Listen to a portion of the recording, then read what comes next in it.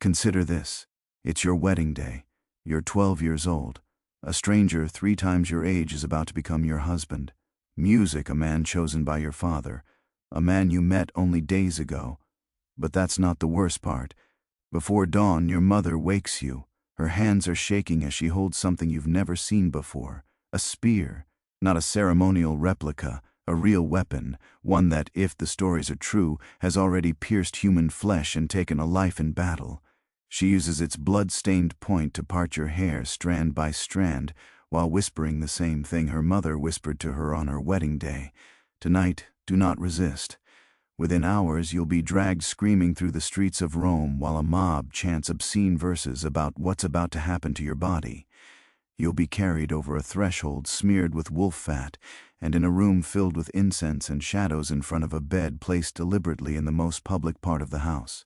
A knot will be untied music that can never be tied again. This isn't fiction. This isn't the plot of some horror film. This is what actually happened at Roman weddings.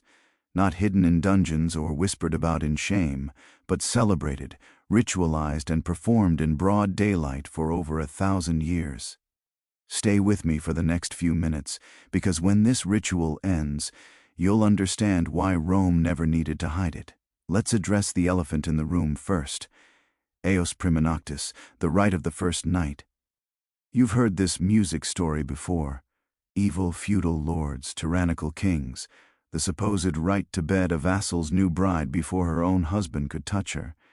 It's appeared in everything from Braveheart to medieval horror stories, painting a picture of ultimate sexual exploitation hidden behind walls of power.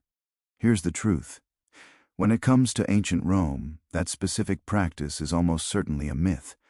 Modern historians have searched exhaustively for evidence of jus prima noctis in the Roman world. And what they've found is nothing. No laws, no credible contemporary accounts, no archaeological evidence. It appears to be a fabrication, likely born from later medieval propaganda, and humanity's endless fascination with painting the past as barbaric. So, we can breathe a sigh of relief, right? The horror story was just that, music a story wrong, because while that particular nightmare may be fiction, what actually happened to Roman brides was arguably worse. Not worse because it was more violent, though it often was, but worse because it wasn't hidden. It wasn't a corruption of the system, it was the system. It wasn't an abuse of power happening in the shadows. Music, it was power itself, displayed proudly for all of Rome to witness and celebrate. The real horror of a Roman wedding night wasn't that the rules were being broken, it was that everyone was following them perfectly. See, when we imagine ancient abuse, we picture it happening in secret, a crime, something shameful that perpetrators, music, hide. But what happens when the abuse isn't hidden at all? What happens when it's written into law, blessed by priests, cheered on by crowds, and considered not just acceptable, but sacred? What happens when the victim is told that her suffering is duty, that her terror is tradition, that her body is not her own and never was? That's what we're really talking about today. Not a myth, but a documented, systematized, religiously sanctioned ritual that treated women not as human beings with autonomy, but as property to be transferred from one owner to another. And it all started with a weapon. Dawn breaks on a young girl's wedding day in Rome sometime around 100 billions.c. Let's call her Lucia, though her name doesn't really matter.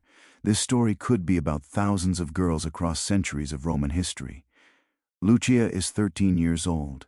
She's been betrothed since she was a child music to a man she's met exactly twice. He's 34, a minor government official music with political connections to her father. She knows almost nothing about him except that in a few hours he will have complete legal control over her body, her property, and her very existence. But first, the hastikabaris, the celibate spear, her mother and the household slaves gather around her in the pre-dawn darkness. There's no gentle brushing, no tender moment between mother and daughter. Music instead. Her mother produces a spear, the hasta, and begins the ritual that will transform her from daughter to wife. The spear is inserted into Lucia's hair, and its sharp point is used to meticulously part it into 6 sections. Each section is then braided with ritualistic precision, mimicking the hairstyle of the Vestal Virgins, Rome's most sacred priestesses. The entire process takes over an hour. One slip of the hand, one flinch from Lucia, and that spear point could slice her scalp open. Why a spear? The ancient philosopher Plutarch, writing in the 1st century CE, offers several theories that Romans themselves debated. Some said it honored Mars, the god of war, in hopes that the marriage would produce strong warrior sons. Others claimed it was a gesture toward military victory and the strength of Rome itself. But Plutarch's music also recorded a darker interpretation, one that cuts closer to the truth. The spear was a deliberate call back to Rome's foundational myth, music, the rape of the Sabine women. Let me tell you that story because it matters. According to Roman legend, in the city's earliest days, Rome had a serious problem. There weren't enough women. The surrounding tribes refused to let their daughters marry Romans, seeing the new city as nothing more than a haven for criminals and outcasts. So Rome's founder Romulus devised a plan. He invited the neighboring Sabines to a great festival, a celebration of games and religious rites. The Sabines came, men, women, and children, expecting diplomacy and entertainment. Instead, at a prearranged D-signal, the Roman men attacked. They didn't kill the Sabine men, not yet. Instead, they grabbed the Sabine women and girls, dragging them away by force while their fathers, brothers, music, and would-be husbands were driven back with swords. The women were distributed among Roman men as wives, not asked, not courted, taken. And according to the myth, these abducted women eventually came music to love their captives, even intervening to stop a war between Rome and Sabine when their birth families tried to rescue them. This wasn't a shameful secret in Roman culture. It was a founding myth. It was celebrated in art, referenced in poetry, and yes, reenacted symbolically at every single traditional Roman wedding. The spear wasn't just styling a bride's hair. It was a reminder renewed with every marriage that wives were fundamentally captured, that marriage was in its essence a conquest, that a woman's body was a prize to be claimed by force, sanctified by tradition. And here's what makes this even more chilling. According to some ancient sources, the spear used in the ritual was ideally one that had already killed a man in battle. Music, a weapon literally baptized in human blood, was the first thing to touch a bride on her wedding day. Think about the psychological weight of that moment. You're a young girl, and the very first ritual of your wedding, the moment that begins your transformation from maiden to wife, is performed with an instrument of death. What message does that send? What does it tell you about what's coming next? The answer is written in every detail of what followed. To understand why these rituals existed, we need to talk about something deeply unsexy but absolutely crucial: Roman law. For most of Roman history, particularly in the Republic and early Empire, the most traditional and prestigious form of marriage was called conventio music in manum, which translates literally as passage into the hand. Here's how it worked. From birth, a Roman woman existed under someone's pestis, their legal power. If her father was alive, she was under his patria, music pedestis, his paternal power. This wasn't just symbolic, it was absolute. He controlled whether she could marry, who she could marry, whether she could own property, and whether she could even keep her own children if she became a widow. In the eyes of Roman law, an unmarried daughter was legally similar to a child, regardless of her age. The in manu marriage ceremony existed for one purpose: music, to transfer that power from father to husband, to literally pass the woman from one man's hand to another's. After the wedding, she was no longer part of her birth family, not legally, not religiously, not in any sense that mattered under Roman law. She took on the legal status of her husband's daughter. Yes, you read that correctly. In the eyes of the law, her wife was legally equivalent to her husband's child. Any property she might have inherited, now it belonged to her husband. While legal disputes involving her husband handled them. Her entire legal identity was subsumed into his household. Now, I need to be precise here because Roman marriage law evolved significantly over the centuries. By the late Republic, and especially during the Empire, a different form of marriage called sin manu, without the hand, became increasingly common. particularly among the elite classes. In a Senu marriage, a woman could remain under her father's pestis, or if her father was dead and she had no male guardian. She could even gain a degree of legal independence. She could own property, conduct business, and maintain significant autonomy. Some elite Roman women wielded enormous power through senior Manu marriages. But, and this is crucial, even as the legal reality changed, the ritual didn't. The ceremonies, the symbolism, the entire theatrical performance of a Roman wedding music continued to be based on the older in manum model. Why? Because these rituals weren't really about the law. They were about power, tradition, and social control. A daughter's consent to marriage was technically required under Roman law. But let's be realistic about what consent meant for a girl who'd been raised from birth, knowing that her father had the absolute right to arrange her marriage. That refusal could bring shame on her entire family, and that she had virtually no other options for her future. She would recite the traditional formula ubu gas ego ga, where you are gas music img. AIA.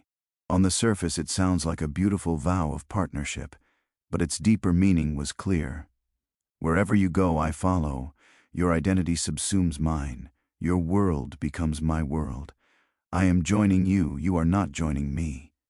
And there was one more physical symbol of this transfer, one more lock that needed a key. The cingulum. This was a woolen belt tied around the bride's waist with an incredibly complex knot called the nodus Herculeus, the knot of Hercules. This wasn't decorative. It was symbolic of her virginity, her protected status. Her body is sealed territory. The knot was deliberately difficult to untie, designed to be a puzzle, a challenge. And there was only one person with the right to untie it, her husband on their wedding night in what would come next. As the sun began to set, the most theatrical and psychologically brutal part of the Roman wedding began. The dolum deducture, the procession to the groom's house. This was no music, quiet, dignified walk. This was orchestrated chaos, a deliberate spectacle of mock violence that reenacted step by step the legendary abduction of the Sabine women. First, the groom approached the bride. In front of both families, in front of witnesses, he grabbed her with a display of force. This wasn't gentle. Ancient sources describe him seizing her, pulling her with visible strength from her mother's arms. The bride, for her part, was expected to play her role. She cried out, she struggled. Music she appeared to resist. Was it all performance? Roman writers claimed it was ritualistic, that the bride's apparent reluctance was meant to pate the household gods of her birth family to assure them she wasn't leaving willingly and thus wouldn't anger them. But here's the question that should haunt us. When does performance become reality? When does ritual fear turn into actual terror? If you're a 12-year-old girl being grabbed by a man 3 times your age while your mother screams, at what point does your brain stop distinguishing music between theater and trauma? The procession that followed was a carnival of intimidation. Torchbearers led the way. Not subtle candles, but massive flaming torches that turned the Roman streets into a tunnel of flickering shadows. Flute players walked alongside their music high-pitched and otherworldly. And surrounding the bride and groom was a crowd, music friends, family, hired keybrands, random citizens drawn by the spectacle. They sang. Oh, did they sing? These were called fascine verses, obscene sexually explicit songs, music and chants specifically, designed to be as LWD and graphic as possible. The official reason to ward off evil spirits with vulgarity. But imagine being that bride being marched through the streets while a mob of people, some strangers, shouts increasingly explicit descriptions of what's about to happen to your body once you reach that house. Ancient sources, particularly the poet Catullus, preserve some of these verses. I can't repeat most of them here, but they left nothing to the imagination. They joked about the wedding night, about deflation, about the bride's pain and the groom's conquest. They laughed about it. This was considered entertainment. The bride was expected to smile through it all, to accept it as part of the celebration. As the procession wound through Rome's streets, other elements were added to the spectacle. Boys carried the bride's spindle and daft tools of weaving, marching ahead of her as symbols of her future domestic servitude. Someone scattered nuts in the crowd, a fertility symbol, but also a way to draw even more people to watch to bear witness to this transfer of ownership. When they finally reached the groom's house, the doorpost would already be decorated, draped with woolen ribbons, and smeared with oils or animal fat. Some sources specifically mention wolf fat, drawing yet another connection to Rome's music founding myth. Remember, Romulus and Remus were supposedly raised by a she-elf. At the threshold, the final act of the abduction took place. The bride was not allowed to walk over the threshold herself. This was crucial. Tripping as you entered your new home was considered an absolutely terrible omen, potentially cursing the entire marriage. So instead, the groom lifted her again, just like carrying captured property, and carried her bodily over the threshold. Today, this is one of the few Roman wedding customs music that has survived, and we think of it as romantic. The groom sweeping his bride off her feet, music carrying her into their new life together. But the origin has nothing to do with romance. It's about preventing bad omens, and more darkly about physically demonstrating that the bride doesn't enter this house on her own terms. She's music brought in. She's carried in like plunder. The door shut behind them. The crowd remained outside, but the shouting continued for hours. The Fessin verses growing even crudder as wine flowed and inhibitions dropped. Inside, in the sudden relative quiet of the house, the final rituals were about to begin. The atrium, the central hall of a Roman house, was dimly lit with oil lamps and thick with incense, and there, positioned prominently in the semi-public heart of the home, was the lectus genialis, the marriage bed. Its placement was not accidental. This wasn't tucked away in a private bedroom. This was furniture placed where visitors, clients, and household members would regularly see it. The marriage bed was a statement, a monument to the family's legitimacy and the wife's primary purpose. The bride was led to this bed by the pronuba, a matron of honor who had been married only once. This was important. She had to be a univira, a woman faithful to a single marriage, representing the ideal the bride was supposed to embody for the rest of her life. At the bed, the husband approached. The room would likely contain a few select witnesses, perhaps close family members, perhaps trusted friends. Though exactly who remained and who left at this point varies in historical accounts. What we know for certain is this. The husband untied the knot of Hercules. This action was loaded with symbolism. The knot represented the bride's virginity, her protected status, her body as sealed territory that was now being opened. Hercules himself was a symbol of masculine strength and, frankly, virility.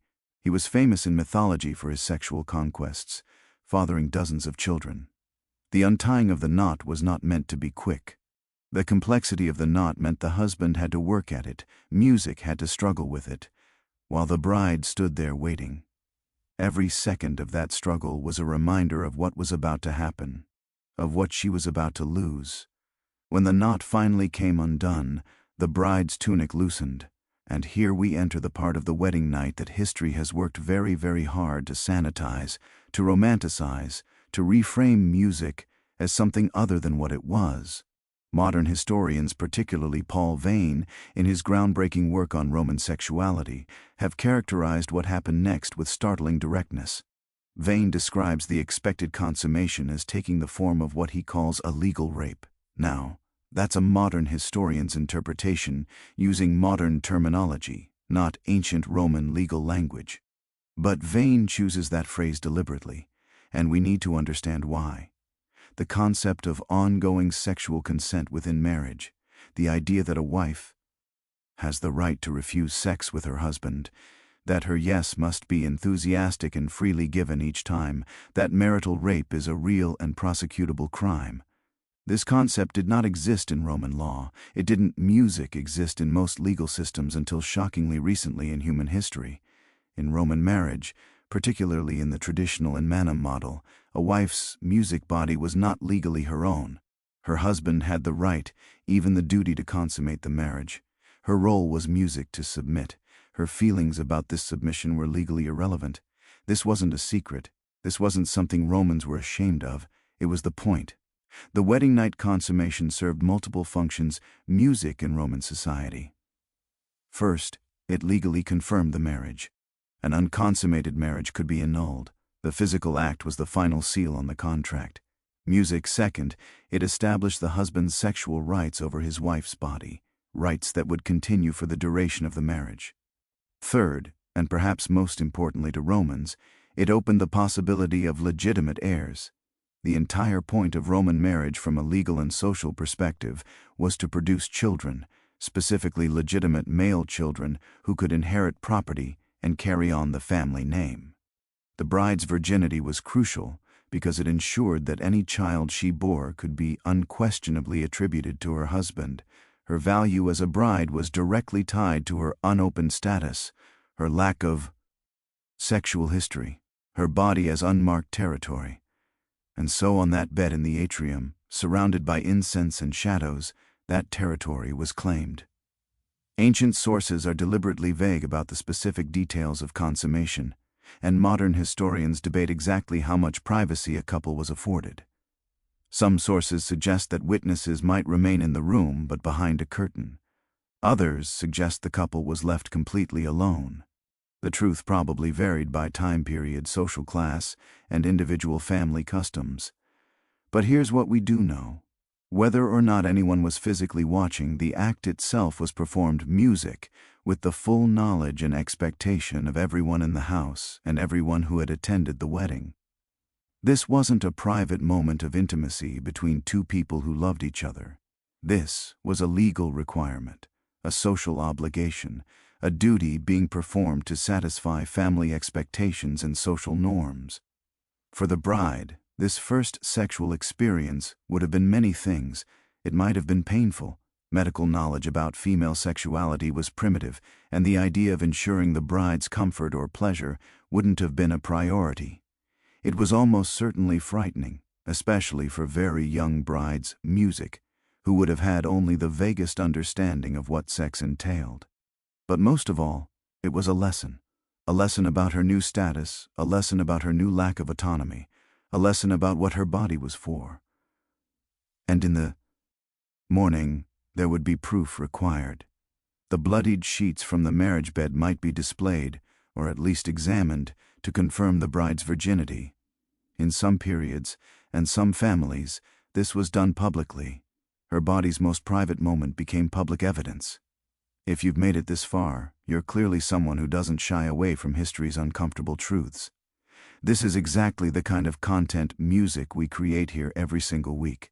The stories that get glossed over, sanitized, or completely erased from popular history books. Hit that subscribe button right now and ring the notification bell because we're just getting started. Now, let's talk about why this story matters today. So, here's the question that should be bothering you. If these rituals were performed openly, celebrated publicly, and woven into the very fabric of Roman society, why don't we hear about them more? The answer isn't what you might think. Rome didn't try to erase this history. The change happened gradually over centuries, through a combination of cultural evolution, religious transformation, and deliberate historical myth-making. When Christianity became the official religion of the Roman Empire, music, in the 4th century CE, these pagan wedding rituals began to shift. The early Christian church had its own complicated relationship with marriage and sexuality, but the overt symbolism of conquest, the spear, the mock abduction, the Fessene verses, these were gradually replaced with Christian ceremonies that emphasized music, different values at least superficially.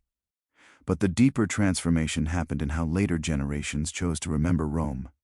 From the Renaissance onward, Western civilization developed an almost romantic obsession with classical antiquity. Rome became the model of civilization, of law, of culture. We built our government buildings to look like Roman temples. We studied Latin and Greek. We held up Roman philosophy and engineering as the pinnacle of human achievement. And in that process of glorification, we did what humans always do with uncomfortable history. We softened it. We selected the parts we liked and quietly ignored the parts that made us uncomfortable. We remembered the aqueducts and forgot the spear. We celebrated the Senate and overlooked the systematic legal subjugation of half the population. We marveled at the Colosseum and chose not to think too hard about what the women in the crowd had endured in their own homes. Modern popular culture has perpetuated this sanitized version. Movies and TV shows set in ancient Rome focus on gladiators, emperors, and military campaigns. When they do show Roman marriages, they're often portrayed with modern sensibilities: romantic, consensual, a meeting of equals. Even academic history, until relatively recently, largely overlooked the female experience in Rome. The historians were men writing about men, focused on politics and warfare, the public sphere that Roman men dominated, the private sphere, the domestic music sphere where women's lives unfolded, that was considered less important, less worthy of serious scholarship.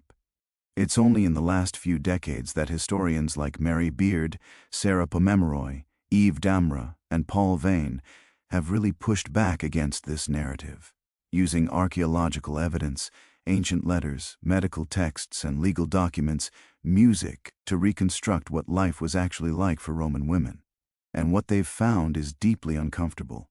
They found that Roman civilization, for all its achievements, was built on a foundation of systematic gender oppression that touched every aspect of a woman's life, from the moment she was born to the moment she died. The wedding night rituals we've discussed today weren't aberrations. They weren't the worst parts. They were just the most visible part of a much larger system of control. After her wedding night, a Roman woman's life continued under her husband's authority. He controlled her property, her social interactions, her body. If he wanted to have sex, she had no legal right to refuse. If she committed adultery, he could kill her under certain circumstances. If he committed adultery, which was incredibly common, she had virtually no legal recourse. Her value was measured primarily in her ability to produce legitimate heirs, preferably male. If she was infertile, she could be divorced.